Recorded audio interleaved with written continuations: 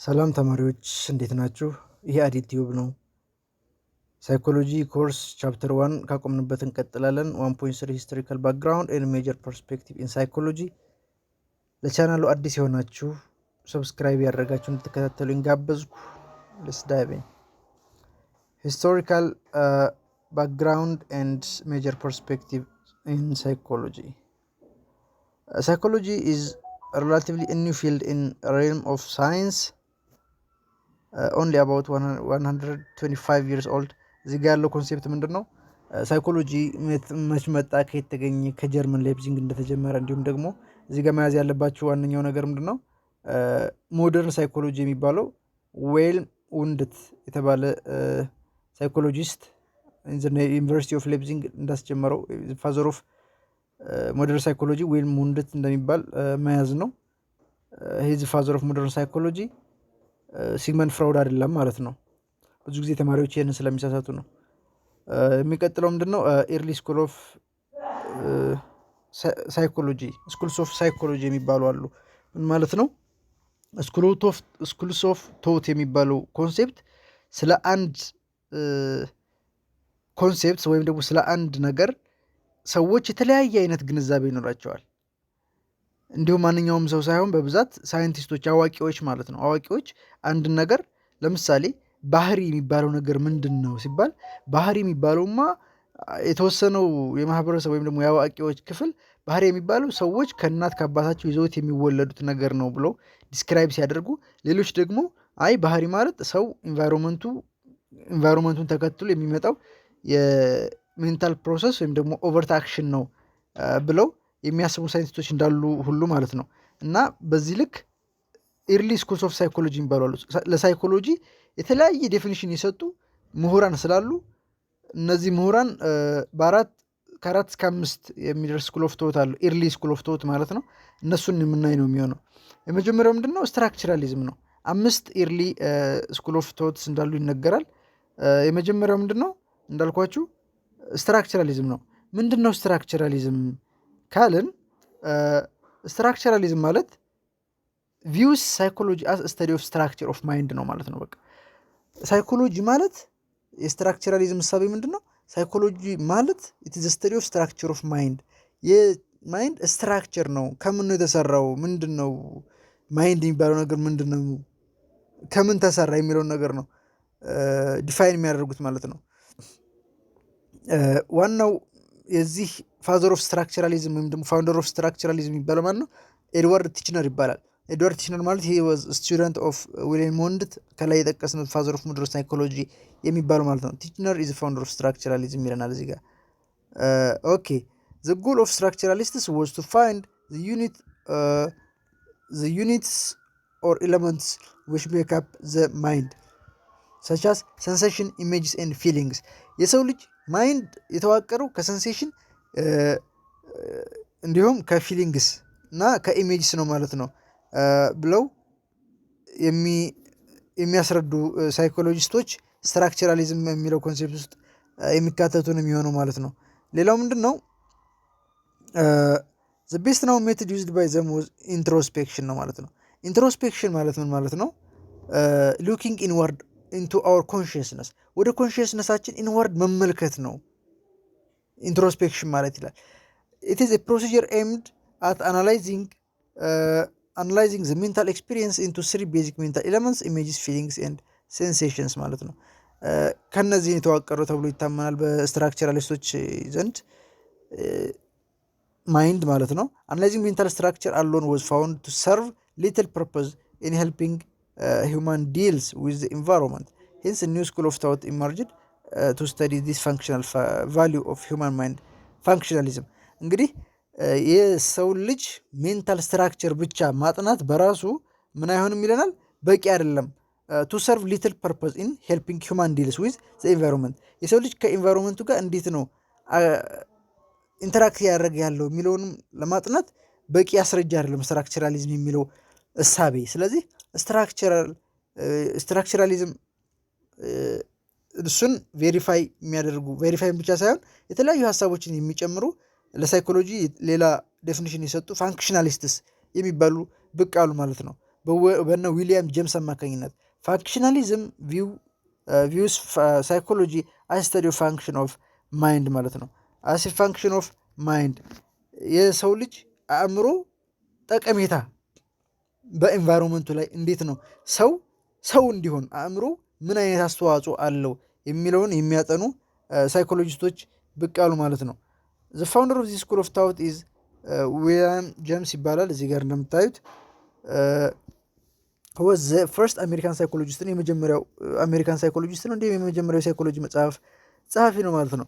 ላይክ ውንት ኤንድ ቲችነር ጄምስ ፎከስድ ኦን ሃው ማይንድ አሎስ ፒፕል ቱ ፋንክሽን ኢን ዘ ሪል ወርልድ። እዚህ ዓለም ላይ የሰው ልጅ ፋንክሽናል እንዲሆን የአእምሮ አስተዋጽኦ ምንድን ነው የሚለውን የሚያጠና ነው ማለት ነው። ይህ ፋንክሽናሊዝም የሚባለው ሃው ፒፕል ወርክ፣ እንዴት ነው ሰዎች የሚሰሩት የሚጫወቱት፣ ኤንድ አዳፕት ቱ ዜር ሰራውንዲንግስ ባይ ዘ ሄልፕ ኦፍ ማይንድ ማለት ነው። አሁን የፋንክሽናሊዝም ዋነኛው አስተምሮ ይሄ ነው።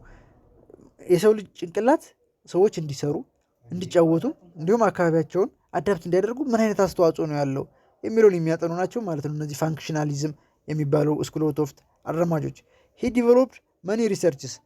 ይህ ዊሊያም ጄምስ የተባለ ሰው ብዙ ሪሰርቾችን ሰርቷል ማለት ነው። ኤንድ አዘር ዛን ኢንትሮስፔክሽን ኢንክሉዲንግ ኩዌስችነርስ ሜንታል ቴስትስ ኤንድ ኦብጀክቲቭ ዲስክሪፕሽንስ ጀነራሊ እንዳጠቃላይ አኮርዲንግ ቱ ፋንክሽናሊስትስ ሳይኮሎጂካል ፕሮሰስ አር አዳፕቲቭ። ሳይኮሎጂካል ፕሮሰስ ማለት አዳፕቲቭ ነው።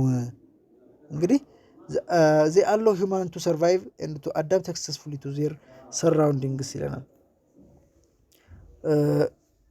ይህ አስተምሮ የማን ነው? ፋንክሽናሊዝም ነው ማለት ነው። የሚቀጥለው ምንድነው? ጋስተልት ሳይኮሎጂ ነው። ምንድነው ጋስተልት ሳይኮሎጂ? ምንድነው የነሱ ታውት አባውት ሳይኮሎጂ የሚለውን ስናይ ጋስተልት ሳይኮሎጂ ቪውስ ሳይኮሎጂ አስ ስተዲ ኦፍ ዘ ሆል ማይንድ። አጠቃላይ የሰው ልጅ ማይንድ ምን ይመስላል፣ ወይም ደግሞ ሳይኮሎጂ ማለት ዘ ስተዲ ኦፍ ሆል ማይንድ ነው ራዘር ዛን ሰንሴሽን ፊሊንግስ ኤንድ ኢሜጅስ ማለት ነው። ከላይ የነ ስትራክቸራሊስቶች አስተሳሰብ ምን ነበረ? መጀመሪያ እንዳልነው ሂውማን ማይንድ ፊሊንግ ምንድነው? ሴንሴሽኑ ኢሜጆች እና ፊሊንጎች ናቸው ከእነሱ የተዋቀረው ተብሎ ይታመን ነበረ።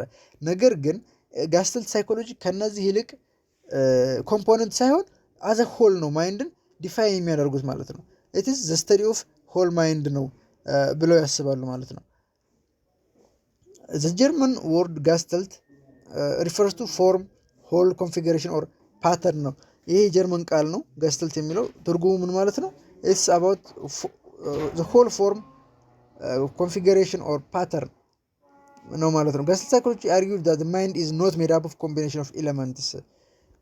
ቅድም እንዳልነው ሴንሴሽን ኢሜጅ እና ፊሊንግ ከነዚህ አይደለም የተዋቀረው፣ ይልቅ አሰ ሆል ነው መጀመሪያም ዲቨሎፕ የተደረገው ተብሎ ነው የሚታመነው። አኮርዲንግ ቱ ጋስተልት ሳይኮሎጂ አኮርዲንግ ቱ ዘም ይለናል ዘ ማይንድ ሹድ ቢ ታውት ኦፍ አስ ሪዛልት ኦፍ ዘ ሆል ፓተርን ኦፍ ሴንሰሪ አክቲቪቲስ ኤንድ ሪሌሽንሽፕ ኤንድ ኦርጋናይዜሽን ዊዝን ዚር ፓተርንስ ነው ማለት ነው።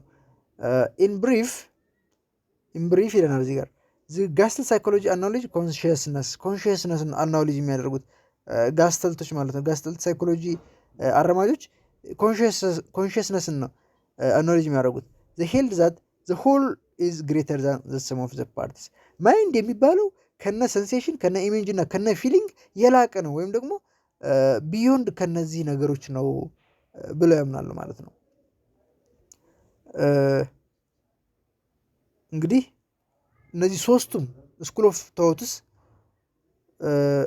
አንድ የሚያደርጋቸው ነገር አለ ይለናል እዚህ ጋር ጀነራሊ what is common to all the three school of thought is that the fact that they all try to examine the human mind which is internal። አሁን ሶስቱም ስትራክቸራሊዝም ማለት ነው፣ ፋንክሽናሊዝም ማለት ነው፣ ጋስተልት ሳይኮሎጂ ማለት ነው። ሳይኮሎጂን ዲፋይን ያደረጉት ምንድን ነው? ከማይታየው የሰው ልጅ ውስጣዊ አካል ነው ብለው የውስጣዊ ወይም ደግሞ የሰው ልጅ የማይታየው አካል ጥናት ነው ብለው ዲፋይን አድርገዋል። ነገር ግን ከዚህ በኋላ የሚመጡት እነ ቢሄቪየራሊዝም እና ሳይኮ አናሊሲስ የሚባሉት ስኩል ኦፍ ቶትስ ከዚህ በተቃራኒው ነው። ይልቅ ሳይኮሎጂ የሚባለው ነገር የማይታየውን አንኦብዘርቬብል የሆነውን ነገር ነው የሚያጠናው ብለው ያምናሉ ማለት ነው። ቢሄቪየራሊዝም ምንድን ነው? እንግዲህ ወደ ቢሄቪየሪዝም ስንመጣ ምንድን ነው ቢሄቪየሪዝም የሚለውን ማየት እንችላለን። ቢሄቪየሪስትስ ቪው ሳይኮሎጂ አስ ስተዲ ኦፍ ኦብዘርቫብል ኤንድ ሜጀረብል ቢሄቪየርስ። ቢሄቪየራሊስቶች የሰው ልጅ ሜጀረብል እና ኦብዘርቬብል ስተዲ ነው ሳይኮሎጂ የምንለው ብለው ያምናሉ። ዘ ፋውንደር ኦፍ ቢሄቪየሪዝም ማን ነው? ጆን ቢ ዋትሰን ነው። እንግዲህ አዘር ፕሮፖነንትስ ኢንክሉድ ኢ ተርኖዳይክ ኤንድ ኤፍ ስኪነር፣ ጆን ኤፍ ስኪነር የሚባሉ እነዚህ ሳይኮሎጂስቶች የዚሁ ስኩል ኦፍ ቶት አራማጆች ናቸው ማለት ነው። ወዝ ስተዲ ኦፍ ኦብዘርቬብል ሜጀረብል ቢሄቪየር ኤንድ ነቲንግ ሞር አባውት ሂድን ሜንታል ፕሮሰስ። የሰው ልጅ የሚታየው አክሽኑ ጥናት ነው ማለት ነው። ለምሳሌ ፋሻል ኤክስፕሬሽኑ ሊሆን ይችላል፣ የንግግሩ ሊሆን ይችላል፣ እንዲሁም የሌሎቹ ኦቨርት አክሽንስ ጥናት ነው እንጂ የማይታይ የሚባል ነገር የለም። ኖ ሞር ሂድን ስተዲ ይለናል። አኮርዲንግ ቱ ዋትሰን ዊ ካንኖት ዲፋይን ኮንሽስነስ ኤኒ ቤተር ዋት ዊ ካን ዲፋይን ዘ ሶል። እንግዲህ ኮንሽስነስ የሚባለው ወይም ደግሞ ይሄን ከቨርት ነው ማይታይ ነገር ነው እና ስለዚህ ኮንሽስነስን ዲፋይን ማድረግ ከፈለግን ልክ ከሶል በተሻለ ወይም ከነፍስ ከምትባለው በተሻለ ዲፋይን ማድረግ አንችልም። ስለዚህ የማይታይ ነገር ነው። ዊ ካንኖት ሎኬት ኢት ኦር ሜጀር፣ መለካትም ሆነ እዚህ ቦታ ነው ያለው ብለን ኮንሽስነስን ዲፋይን ማድረግ ስለማንችል ለሳይንሳዊ ጥናት የሚሆን አይደለም ብለው ያምናሉ ቢሄቪየራሊስቶች፣ ወይም ደግሞ ቢሄቪየሪዝም የሚለው ስኩል ኦፍ ቶት አራማጆች ማለት ነው። ስለዚህ አስቱ ዋትሰን ይለናል እዚህ ጋር። አስቱ ዋትሰን ቢሄቪየሪዝም had 3 other important characteristics in addition to its focus on behavior። 3 ኢምፖርታንት ካራክተሪስቲክሶች አሉት ቢሄቪየሪዝም ይለናል። ቢሄቪየሪዝም had 3 other important characteristics ይለናል ማለት ነው። in addition to its focus on behavior conditioned response የሚባል አለ as the element or building block of behavior, learned rather than unlearned behavior አለን እዚህ ጋር and focus on animal behavior። እነዚህ ሶስቱ ከዋትሰን ቢሄቪየሪዝም አኳያ 3 ተጨማሪ ኢምፖርታንት ካራክተሪስቲክሶች ናቸው ማለት ነው። he believed all the behavior are learned and but not inherited። የሰው ልጅ ባህሪ የተማረው ነው ወይም ደግሞ አዳፕት ያደረገው ነው እንጂ ከወላጆቹ ወይም ደግሞ ከዘር ያገኘው ነገር አይደለም። it's not inherited ይለናል። and learners are passive and reactives። የሰው ልጅ ራሱን ለትምህርት ኢኒሼት ማድረግ አይችልም። ይልቅ ኢንቫይሮንመንቱ አንድ ስቲሙሊ በመጣ ሰዓት ሪያክት ማድረግ ነው የሚችለው ብሎ ያምናል ማለት ነው። ይህ ዋትሰን ወይም ደግሞ የቢሄቪየሪዝም ስኩል ኦፍ ቶት። እንግዲህ 4 ስኩል ኦፍ ቶቶችን አየን። የመጀመሪያው ስትራክቸራሊዝም ነው፣ ሁለተኛው ፋንክሽናሊዝም ነው፣ ሶስተኛው ገስተልት ሳይኮሎጂ ነው፣ አራተኛው ቢሄቪየሪዝም ነው።